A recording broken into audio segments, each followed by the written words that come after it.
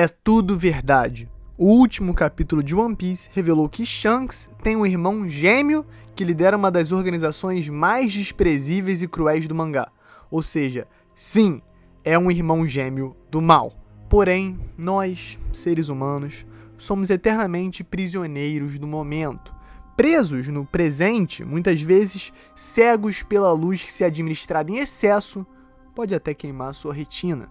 O que eu quero dizer é que certas pessoas ficaram tão tomadas por essa nova realidade brilhante, onde tantas dúvidas sobre o passado de Shanks, sobre a sua conduta, sobre a sua moral, podem ser simplesmente deixadas de lado com uma frase que versa: Shanks? Não, na verdade o responsável por isso foi o seu irmão gêmeo do mal. Mas então quer dizer que o Oda manteve o suspense por tanto tempo simplesmente para revelar algo que ficou óbvio no momento que vimos alguém idêntico ao Shanks, só que sem a sua icônica cicatriz?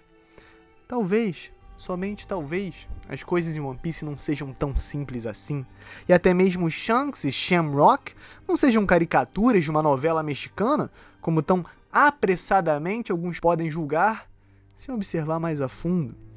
Porque Eiichiro Oda é conhecido como o Homem dos Mil Foreshadows, o Homem das Migalhas que podem alimentar uma nação, deixando fagulhas que conectadas se tornam uma explosão de nível atômico. Hoje eu vou apresentar dois lados da moeda. Eu vou mostrar como dentro da própria obra, circunstâncias que levam a uma conclusão óbvia podem na verdade ser mais uma armadilha para te pegar de calça riada. Gente, quem conversou com os Gorosei no capítulo 907 não foi Figureland Shamrock, e sim o seu irmão gêmeo, Figureland Shanks.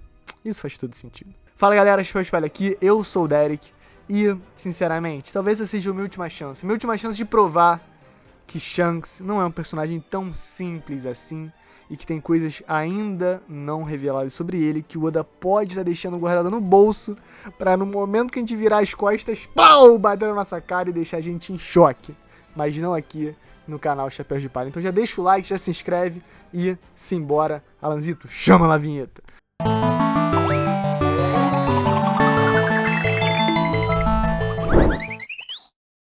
O capítulo 907, quando o misterioso Shanks encapuzado é recebido com certa reverência pelo Gorosei.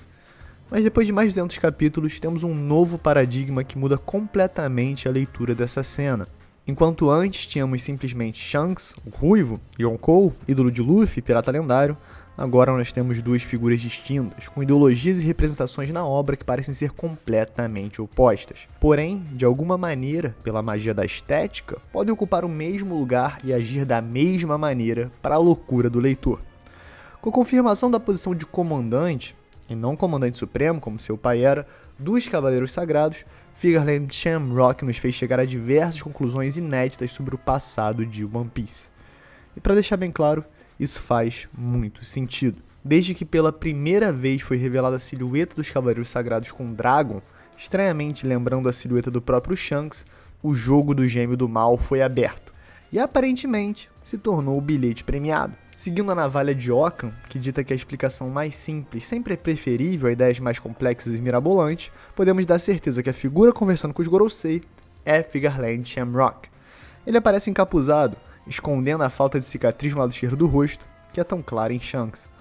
A maneira como ele se comunica parece ser particularmente formal, se distinguindo do jeito bonachão e despreocupado que o Shanks fala, o que dá mais crédito para a ideia que aquela figura tinha um passado nobre e aristocrático, definitivamente não tendo sido criado pelo rei dos piratas em plena grande rota. Além disso, a reação áspera do Gorosei, inquisidores, de certa maneira até incomodados com a presença daquela figura ali, passa a fazer ainda mais sentido.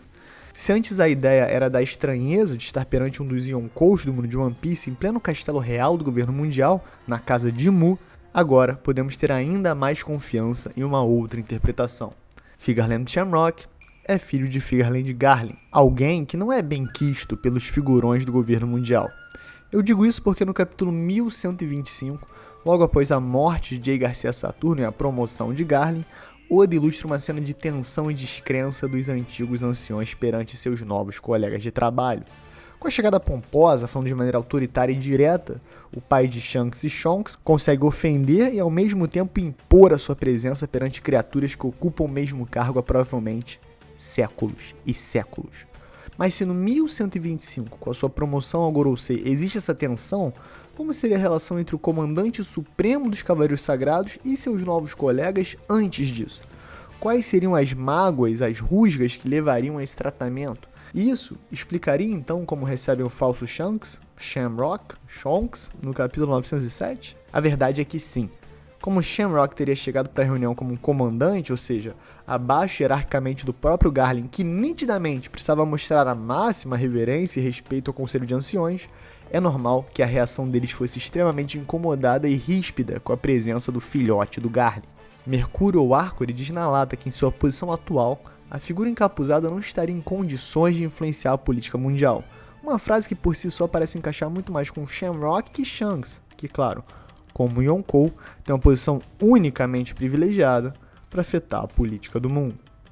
Claro, podemos interpretar que no contexto era em relação ao Reverie, como o Yonkou não teria poder perante o Reverie, mas a gente deixa essa no bolso por enquanto.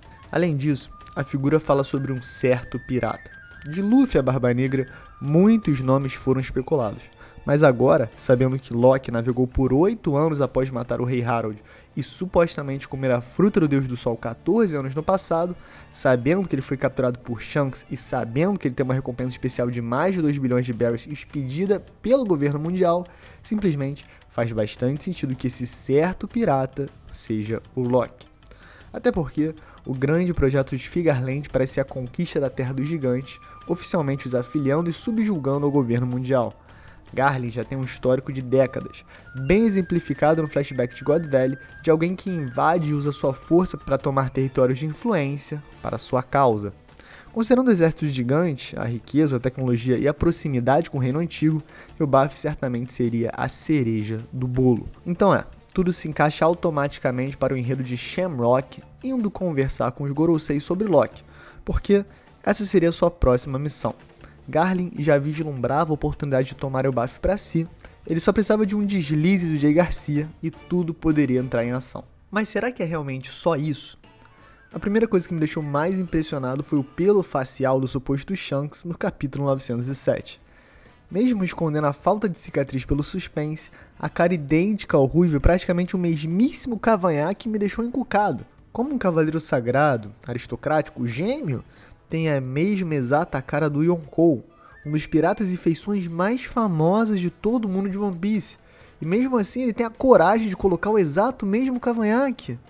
Como é possível? Pois é, o capítulo 1137 trouxe até que uma resposta. Por mais parecido que seja, na verdade Svigarland Shamrock carrega um sombreado no queixo, claramente uma barba que acompanha o contorno do seu rosto, passando um aspecto mais intencional na maneira de barbear que Shanks com seu cavanhaque pirata icônico e largado. Outro detalhe é o uniforme de cavaleiro sagrado. A roupa de Shamrock não bate com o pouco que vimos por baixo do capuz no capítulo 907. Enquanto o Shonks tem claramente uma gola militar, inspirada nos uniformes da era romântica das guerras, antes da brutalidade da Primeira Guerra e a máquina industrial assassina realmente entrar em jogo, a figura encapuzada do capítulo 907 carrega golas brancas, algo extremamente simples e extremamente Shanks. Pois é, Shamrock supostamente teria aparecido com o mesmo cavanhaque e a mesma gola do seu irmão mais famoso. Diante dos fatos apresentados parece loucura, mas eu tô convencido de algo. Ou a figura do capítulo 907 realmente era o Shanks e todo mundo vai ser pego desprevenido pela revelação insana tripla, ou então Svigarland Shamrock tinha acabado de chegar de uma missão, onde seu objetivo era se passar pelo Ruivo para obter alguma vantagem para os Cavaleiros Sagrados e o governo mundial. É a única explicação plausível para mim para um gêmeo aristocrático ter um visual tão parecido com seu irmão pirata. E para ser bem sincero, não é como se não houvesse um precedente para esse tipo de revelação insana do Oda. Vocês lembram da astúcia? Olha como Oda foi longe com essa personagem. Primeiramente, ela é introduzida como uma das chefonas do submundo, a rainha do Distrito do Prazer, que é pessoalmente convidada para o casamento hosteado pela Big Mom para sua filha Pudding e o nobre herdeiro da Guerra 66, o coitado do Sanji. E depois, a gente descobre que na verdade ela era uma agente infiltrada pelas ordens do governo mundial, agindo como uma espiã da CP0 e conseguindo sobreviver ilesa a todo o caos que acontece em Whole Cake nessa época. Finalmente, lá em Egghead, quase 300 capítulos depois, descobrimos que Stussy na verdade é uma agente tripla, um clone perfeito da Mizbak dos Piratas Rocks, que viveu secretamente como espiã para Vegapunk dentro do governo mundial, até que no fim, ela é liberta do seu propósito e decide viver a sua própria vida, sozinha, abrindo mão de todas as falsas lealdades e papéis que performou por toda a sua jornada. Outro exemplo disso é a tentativa de sequestro do Raizou, quando Jack tenta entrar em Zou e comete diversas atrocidades, tentando extrair do povo Mink a verdade, onde está Raizou.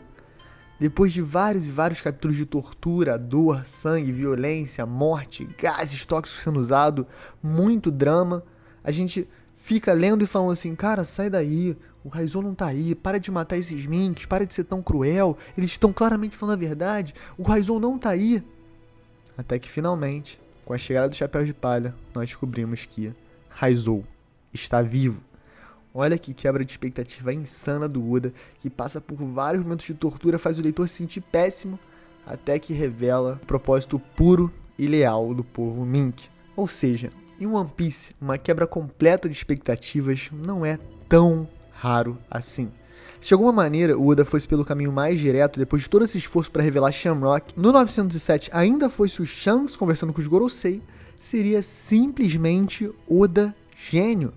Nessa altura todo mundo já está bem acostumado com a ideia de um gêmeo do mal que explica muitas coisas completamente suspeitas na obra, mas, malandramente, o Oda deixou várias peças fora do quebra-cabeça, deixando o leitor montar por si só, até finalmente se surpreender com a imagem revelada pelas peças. Eu realmente acredito que essas duas hipóteses, Shamrock se passando pelo Shanks ou sendo o próprio Shanks, são as melhores explicações para o misterioso encontro. Afinal, cavanhaque, gola, a maneira de se portar, o que ele queria falar, tudo isso ainda é um segredo secreto. E Figuartland Shamrock por si só não explica, mas claro, dá um caminho bem mais nítido para entendermos qual é a verdade. Mas e você? Bota fé? Em breve a verdade será revelada e saberemos quem é quem nesse terrível cara a cara do mundo de One Piece. Galera, esse foi o vídeo. Se vocês puderem deixar o like, se inscreverem, dar essa moral pra gente, agradecer o Alan pela bela edição, como sempre. Eu tô aqui realmente abrindo meu coração e falando, não é impossível que seja o Shanks, tá? Mas eu não tô falando também que eu tenho 100% de certeza, nem que eu vou simplesmente abrir aqui o peito e falar, atira! Se não for o Shanks, atira! Não, calma. Guardem suas garruchas. Fiquem relaxados. Calma, piratas. Vamos devagar. Ontem foi meu aniversário e como presente eu tô aqui, falando que 907 ainda pode ser o Shanks vilão, tá bom? É isso. Essa é a realidade. Esse é o plot twist triplo desse vídeo. Bem-vindo, tá bom? Então é isso, galera. Deixa o like, se inscreve, tamo junto e valeu!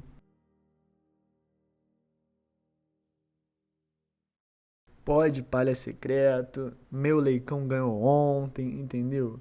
Mengudo tá contratando, tá tudo dando certo, daqui a pouco é fevereiro, daqui a pouco é carnaval. A vida é boa, gente, a vida é boa.